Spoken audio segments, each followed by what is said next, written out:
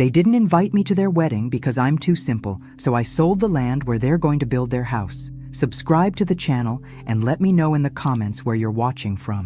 My journey from doormat to dignity might just be the story you need today. The envelope wasn't there. Again, I checked the empty mailbox for the 10th time that week, my arthritic fingers gripping the cold metal door. There had to be a mistake. My neighbor Dorothy's excited voice still echoed in my head from her call an hour earlier. "Margaret, have you seen the wedding invitation yet? Such elegant paper, with those gold details. Your Robert certainly has exquisite taste." I'd mumbled something about the rural male being slow, hiding the tremor in my voice behind practiced cheerfulness. 73 years gives you plenty of time to perfect the art of disguising pain. In the hallway mirror, I studied my reflection. Gray hair pulled back in a simple bun, face weathered from decades working our Tennessee farm. "Too simple," I whispered, echoing words I'd overheard Robert say during his last visit 6 months ago. Words not meant for my ears. My old pickup had been in the shop for weeks, another reminder of things falling apart. The bus schedule showed one leaving for Nashville in 30 minutes. I grabbed my purse, the good one John had given me for our 40th anniversary before the cancer took him, and headed out. 2 hours later, I stood in the gleaming lobby of Wheeler & Associates, my son's law firm. The receptionist's perfectly sculpted eyebrows arched when I gave my name. "Mrs. Wheeler, do you have an appointment? I'm Robert Wheeler's mother." Her eyes widened. "Oh, one moment, please." I watched her whisper into the phone, her eyes darting toward me. The plush waiting area made my clean but worn clothes feel suddenly shabby. 10 minutes passed before Robert appeared, tension radiating from his tailored suit. "Mom, what are you doing here?" His voice held more alarm than welcome. "I needed to see you." I kept my voice steady. "Dorothy received her invitation to your wedding. Mine seems to be lost." He guided me to a conference room, checking his watch. "I have a client in 15 minutes. The room felt too cold, too sterile. Nothing like the warm kitchen where I'd taught him to make his father's favorite cornbread. "There's no invitation coming, Mom." His words fell between us like stones. "Vanessa and I decided the event will be very sophisticated. You wouldn't feel comfortable." "I see." My voice sounded distant, even to me. "It's at the Sinclair estate. Black tie, 400 guests, each detail another wall between us. Senators will be there. Vanessa's father has important connections, and your mother would embarrass you." That's not what I said, but his eyes wouldn't meet mine. "When were you going to tell me?" He checked his watch again. "I've been meaning to call." I nodded slowly, a lifetime of accommodating others taking over. Then he added, almost casually, "We're finalizing plans for the property in Nashville, breaking ground next month for our new home." The property, our family land, purchased with my inheritance, land that legally still belonged to me. Something shifted inside me, a quiet awakening. I thought of John, of promises made, of the daughter-in-law I'd never meet, of a wedding I wasn't worthy to attend. "The property isn't yours yet, Robert." My voice came out stronger than I expected. His phone buzzed. "I have to take this, Mom. We'll talk soon." "Okay?" As he rushed me toward the elevator, I caught my reflection in the polished doors. For a fleeting moment, I didn't recognize the woman staring back at me. She looked determined. The bus rumbled beneath me as Nashville's skyline receded. In my lap, I clutched my purse like it contained all I had left in the world. Maybe it did. Memory has a cruel way of reshuffling itself after betrayal. Suddenly, I could see the pattern I'd been too loyal to notice. Robert's visits growing shorter, calls more infrequent, gifts increasingly impersonal, the Christmas check instead of a visit, the birthday card signed by his assistant. When had my son become a stranger? After John died? Before? "Last stop, Oak Ridge," the driver called. Home. The farm John and I had nurtured for 45 years. As I walked the gravel path toward my house, I noticed someone working on the fence line. Frank Anderson, my neighbor of 20 years. "That north pasture post was leaning something awful," he said by way of greeting, hammering a nail with practiced precision. At 68, Frank's weathered hands still worked with the strength of a younger man. "You didn't have to do that, Frank." "Neighbors help neighbors." He wiped sweat from his brow. "Everything all right? You look like you've seen a ghost." "Just visited Robert in Nashville." Something in my voice must have given me away. Frank set down his hammer. "Want to talk about it over some tea?" Inside my kitchen, I found comfort in the familiar ritual of boiling water and arranging cookies on the plate John had always favored. Frank settled at the table, his presence solid and undemanding. "My daughter hasn't spoken to me in 7 years," he said suddenly. "Married some hotshot politician and decided her roots weren't polished enough for her new life. I didn't know. Don't talk about it much." His fingers traced the wood grain of my table. "Have a grandson I've never met. Used to think it was just a phase." We sat in understanding silence, two people bound by similar wounds. "Robert's getting married," I finally said. "I found out from my neighbor who received an invitation. I won't be attending." Frank's eyes flashed with indignation. "That's not right. Apparently, I wouldn't be comfortable in such a sophisticated event." "Bull," Frank muttered. "What kind of man excludes his own mother?" His outrage on my behalf felt like a balm.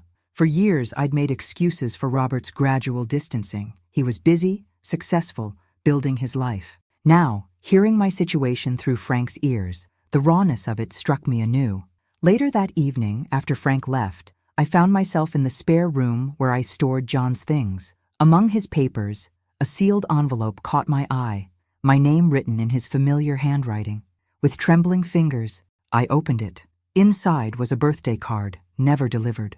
John had died 3 days before my birthday 5 years ago. "Never forget your worth, Maggie," he'd written. "You built this life as much as I did. The Nashville property we bought with your family money is your legacy as much as mine.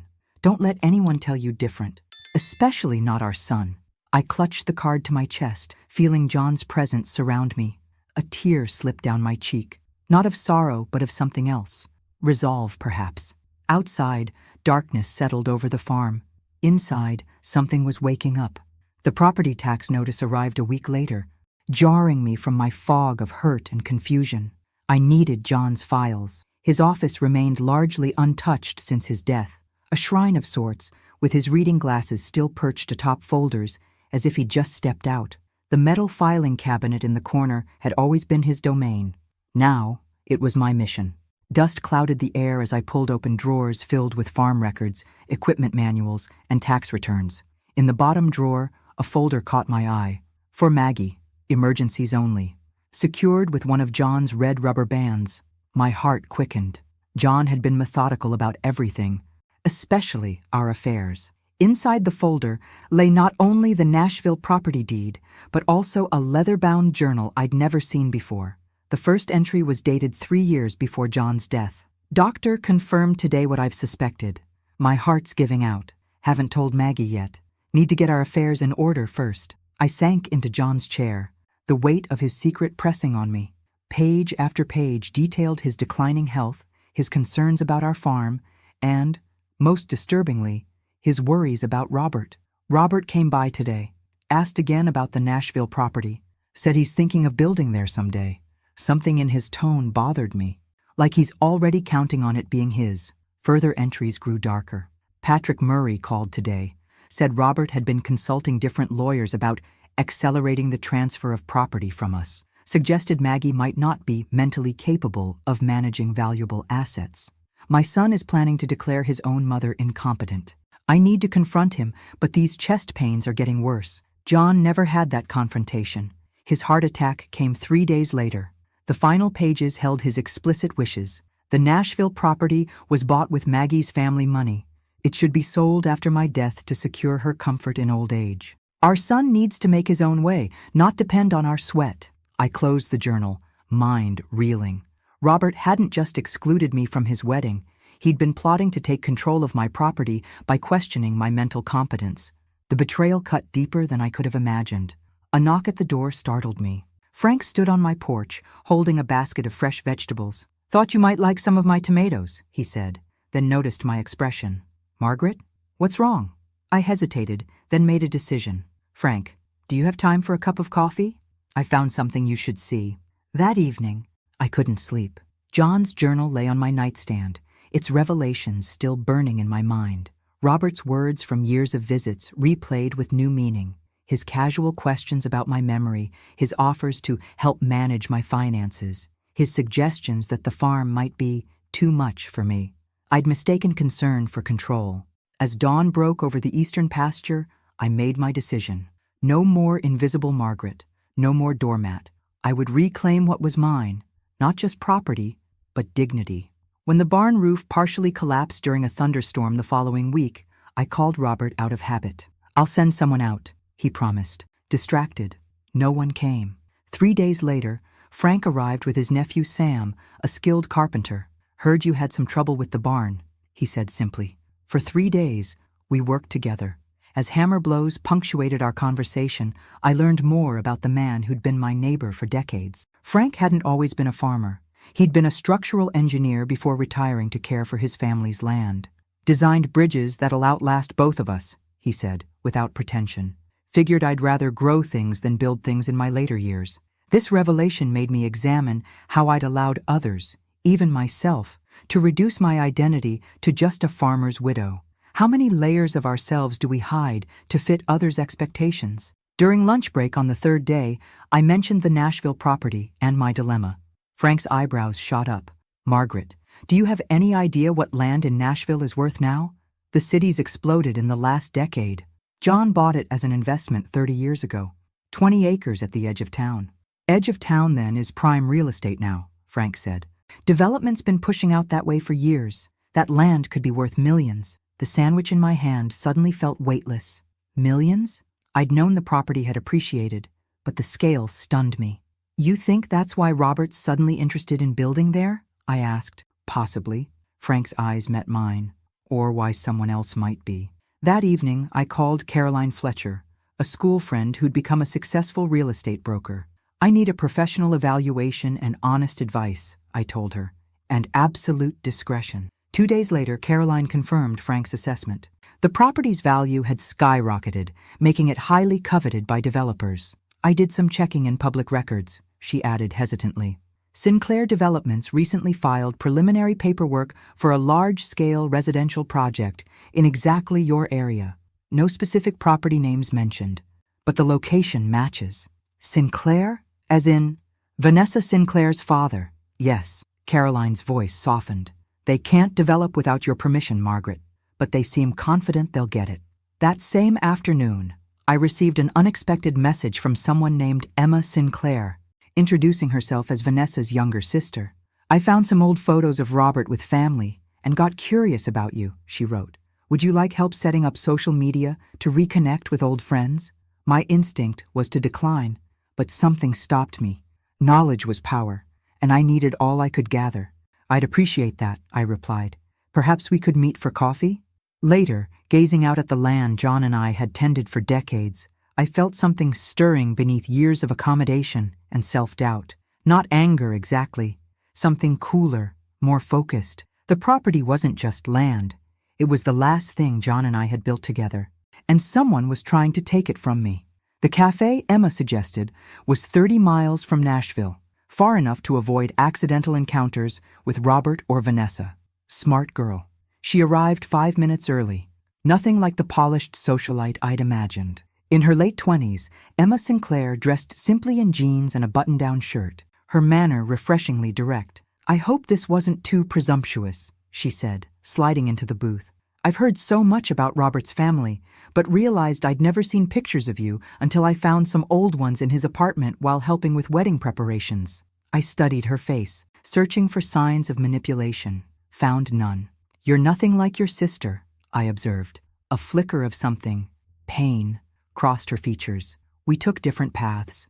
As Emma walked me through creating basic social media accounts, our conversation drifted toward family. She spoke of growing up in the Sinclair empire, the constant pressure to project perfection. 3 years ago, at my father's birthday gala, I defended my mother," she said suddenly, eyes fixed on her coffee. "She struggles with depression.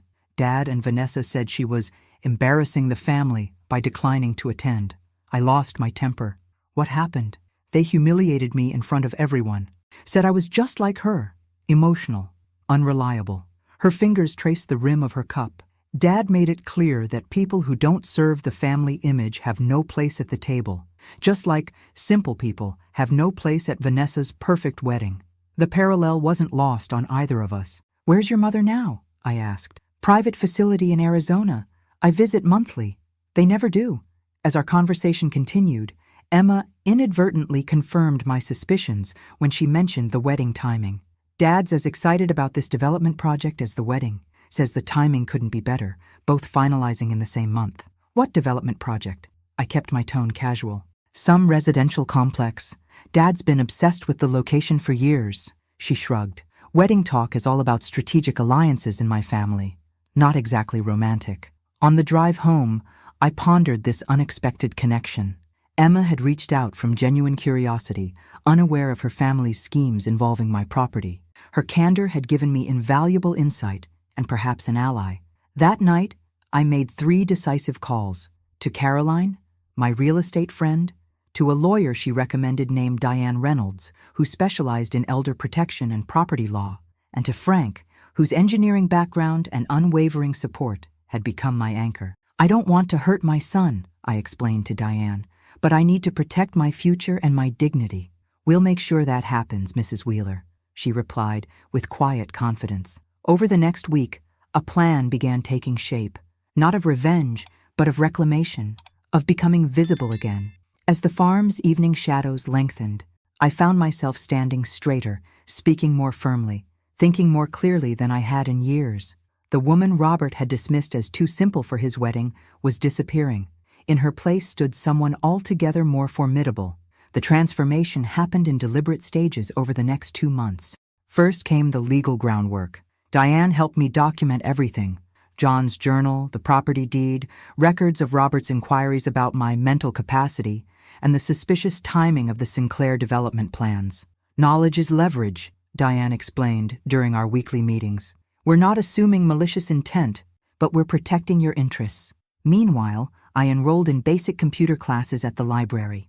The kind instructor, barely older than Robert, showed remarkable patience as I fumbled through email setups and internet searches. From the simple profile Emma helped create, I expanded my digital footprint, reconnecting with old friends and researching my rights. Frank became a constant presence, helping with farm repairs I'd neglected for years. Under his guidance, I began transforming a section of my property into a small-scale organic specialty operation, applying traditional farming knowledge I'd accumulated over decades but never fully implemented. You have a gift with heirloom vegetables, Frank observed as we planted rare tomato varieties. People would pay premium prices for these. My wardrobe evolved too. Nothing flashy, but I replaced worn house dresses with simple, well-fitting clothes that reflected the woman I was becoming. Emma and I continued meeting regularly at out-of-the-way cafes. Our friendship deepened as we recognized in each other the same struggle for authenticity in families that valued appearance over substance. During one visit to the farm, Emma revealed something concerning. I work part-time in Dad's administrative department, she explained. Yesterday, while organizing his digital calendar, I accidentally saw an email mentioning a meeting with lawyers about damage control if MW proves problematic. MW? Margaret Wheeler, I assume. Her expression was troubled. I shouldn't be telling you this, but it doesn't feel right. I told her about the medical evaluations Diane had recommended. Comprehensive assessments to document my mental competence before anyone could question it. Smart move, Emma said. I could check which doctors my father typically uses in these situations, so you can avoid them. During this period, Robert called twice, once demanding why I hadn't responded to emails about property documents sent to an account I rarely checked, and again informing me he was sending an appraiser to evaluate the Nashville property for insurance purposes. I've already had it professionally appraised, I replied calmly. The silence that followed spoke volumes. We need to discuss the property in person, Robert, I added, with my attorney present. Attorney? What attorney? His voice rose. Mom, what are you doing? Taking care of my affairs. Isn't that what you wanted? After hanging up, I sat in John's office, surrounded by his books and the life we'd built. The confrontation I'd avoided was coming, but for the first time since his funeral, I didn't feel alone facing it. That evening, Frank and I sat on my newly repaired porch, watching fireflies dance across the darkening fields. You're different, he observed quietly. How so? You take up more space now, like you remember how big you really are. His words settled over me like a blessing. Yes, I was remembering, and so was everyone else about to. Robert arrived unannounced the following Saturday, his luxury car looking comically out of place in my gravel driveway. He stormed onto the porch where I was enjoying morning coffee. "What's this about an attorney?" he demanded. "And an appraisal?" I gestured to the chair across from me. "Good morning to you too, son. Would you like some coffee?" His eyes darted to Frank, who was finishing repairs on my porch railing. The presence of a witness visibly tempered Robert's approach. "Mom, I'm concerned about you," he said, lowering his voice. "These sudden decisions, it's not like you." "On the contrary," I replied evenly. "I've been making decisions for this farm for 50 years. The only difference is I'm now making them for myself, not others." Frank excused himself tactfully, though I knew he remained within earshot. "Smart man. I know about the Sinclair development plans for my property, Robert." His expression flickered between surprise and calculation. "How did you—" He caught himself. "It's not what you think, Mom. It's just a small project that would benefit everyone." Valley Heights Residences doesn't sound small. The color drained from his face. "Who told you that name?" Before he could recover, tires crunched on gravel. A sleek black car pulled up, and Vanessa Sinclair emerged, her designer outfit as out of place on my farm as a peacock in a chicken coop. "Robert, you just left in the middle of our meeting," she scolded, then noticed me. "Oh, hello, Mrs. Wheeler." Her gaze swept over my farmhouse. "How rustic. It has a certain charm, I suppose." "It's home," I said simply. Vanessa's attention darted around impatiently. "Robert, we need to go. Your father needs those contracts finalized for Valley Heights before the wedding." I widened my eyes in feigned innocence. "Valley Heights? Is that what you're calling the project on my property? The public records didn't mention a specific name?"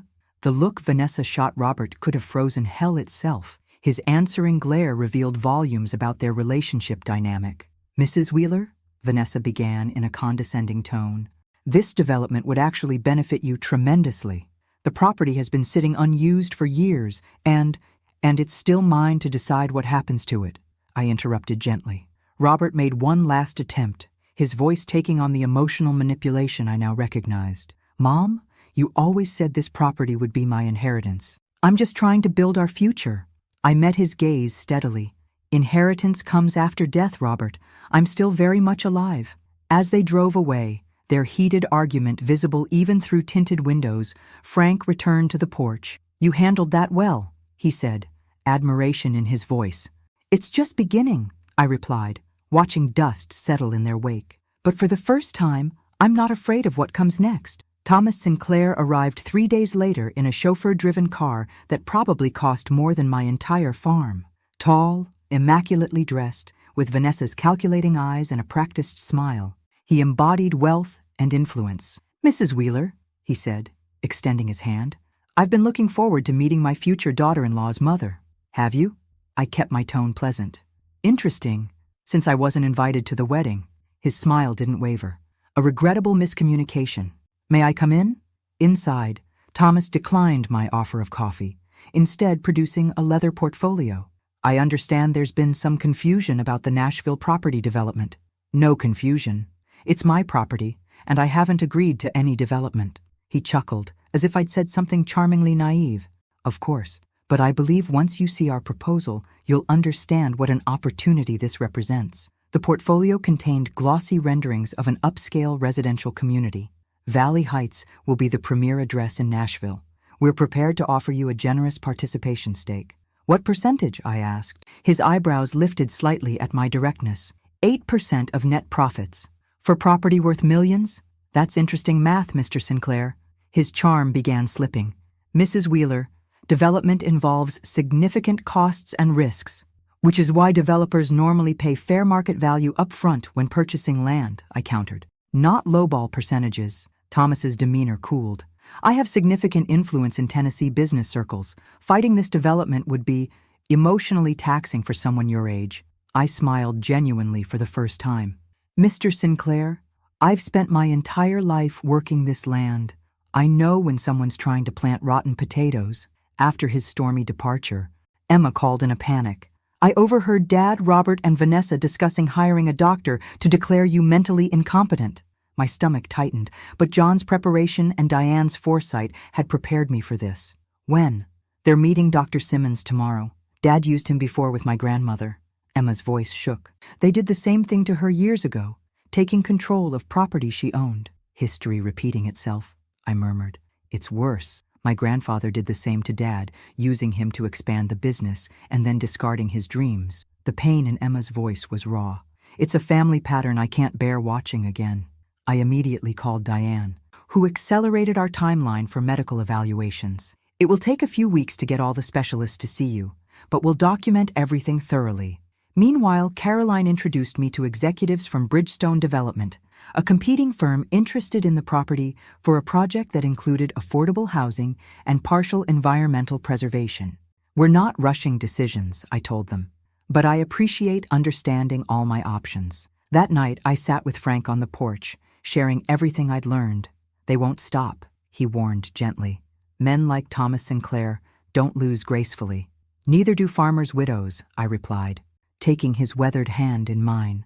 Especially ones who are remembering who they really are. His fingers tightened around mine, and in that quiet moment, another transformation began, one I hadn't anticipated, but welcomed with a heart opening to possibilities I'd thought long past. With only 5 weeks until the wedding, my strategy unfolded with precision. First, Diane sent formal notifications to Robert and Sinclair Developments, stating that no negotiations regarding the property would occur before a complete review of all options, a process that would likely extend beyond the wedding date. Caroline simultaneously initiated preliminary discussions with Bridgestone Development, making it clear I was exploring multiple options without commitment.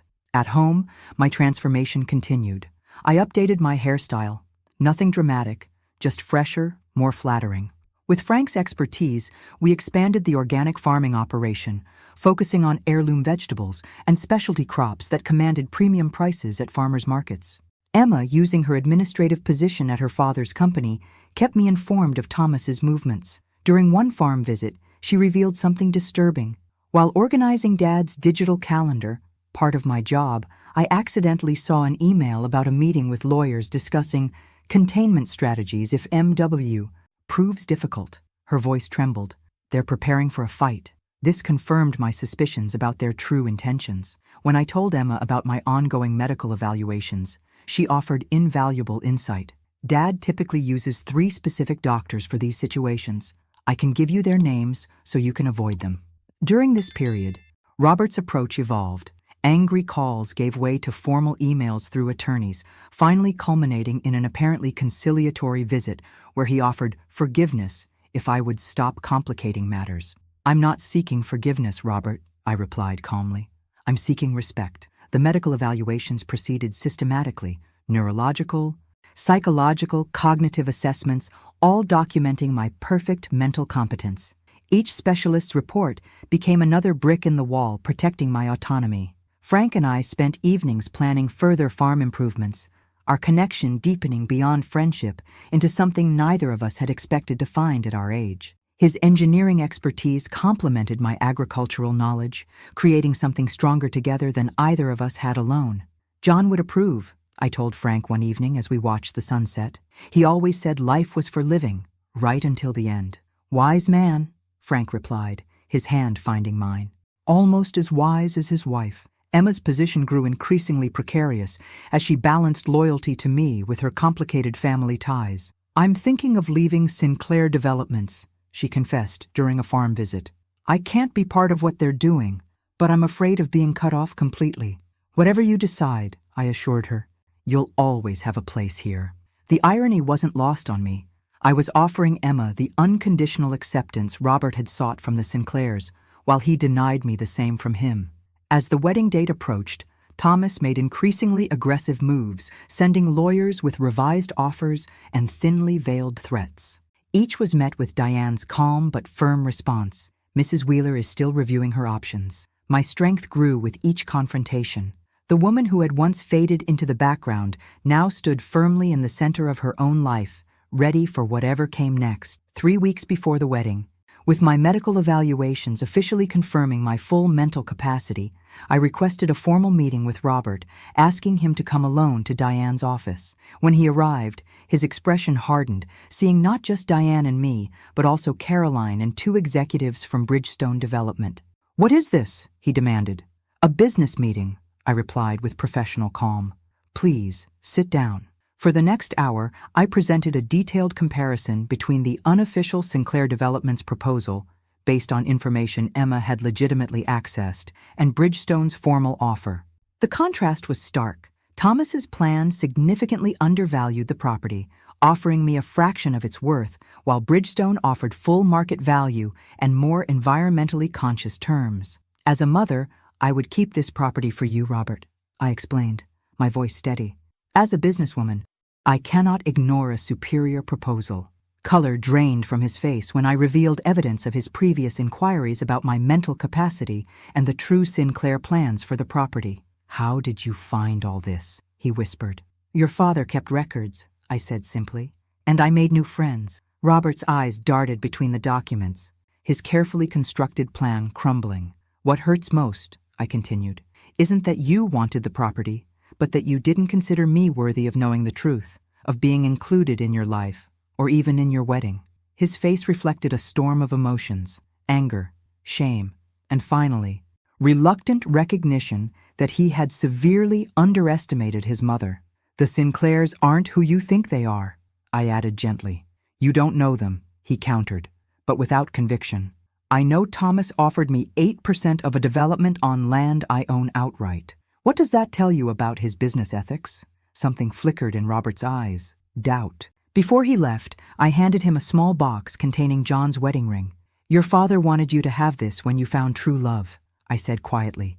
I still hope one day you will. After Robert departed, the Bridgestone executives excused themselves, leaving me with Diane and Caroline. He'll fight this, Diane warned. Yes, I agreed, but now he's fighting with incomplete information. What do you mean? Caroline asked. I smiled.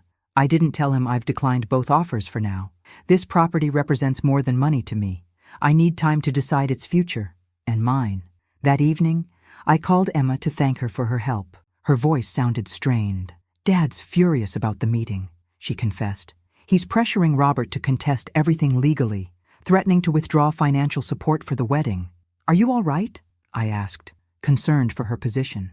I made a decision, she said firmly. I'm leaving Sinclair Developments. I can't be part of this anymore. As I hung up, I felt both pride in Emma's courage and sorrow for what Robert couldn't see, that he was sacrificing authentic relationships for a world built on manipulation and control. Frank found me on the porch, staring at the stars John and I used to name together. Penny for your thoughts, he said, settling beside me. I'm wondering if I did the right thing. For Robert, I mean. Frank considered this. You did the honest thing. Sometimes that's the only right there is. As darkness wrapped around us, my phone rang. Robert's name illuminated the screen. They were using me all along, weren't they? His voice sounded broken, vulnerable in a way I hadn't heard since he was a child. I think it's time we really talked, son, I said gently, not as adversaries, but as family. Rain pounded against my kitchen windows the morning Robert returned, not in his luxury car but in a rental, soaked and carrying only one suitcase. The wedding's off, he said simply, water dripping onto my freshly mopped floor. I handed him a towel without comment, putting on coffee as he slumped at the kitchen table where he'd done homework as a boy. Emma showed me documents she found, he continued, voice hollow, about how they were structuring the development. They were planning to funnel most profits through an offshore subsidiary company, one I wouldn't have been part of. I set a steaming mug before him, remembering how he'd always taken it. One sugar, splash of milk. When I confronted them, Vanessa didn't even deny it. She said the marriage was more a corporate alliance than a romance anyway. His hands trembled slightly. How did I not see what was right in front of me? We see what we want to, I said gently. I did the same with you for years. His eyes met mine, recognition dawning. I was awful to you. You were lost, I corrected. There's a difference. We talked for hours, really talked. Perhaps for the first time since John died, Robert revealed the pressure he'd felt to succeed, to prove himself worthy of the Sinclair world, how he'd gradually lost himself in pursuit of external validation. I have savings, he said, answering my unasked question about his future. I've been living modestly, saving for the dream house. Ironic, right? In the weeks that followed, our relationship entered unfamiliar territory, honest but fragile, the trust between us requiring careful rebuilding. Robert rented an apartment in the nearby town and began restructuring his legal career independent of Sinclair influence. Thomas attempted to sue both of us for business sabotage, but Diane's meticulous documentation and Emma's evidence resulted in a quick withdrawal when it became clear a public lawsuit would only expose questionable Sinclair business practices. Emma, having finally resigned from her father's company and cut financial ties with her family, accepted my offer to help manage the foundation I was establishing with part of the property proceeds, a scholarship program for young people studying sustainable agriculture. One evening, as Robert helped Frank and me with harvest preparations, he paused, looking out over the land.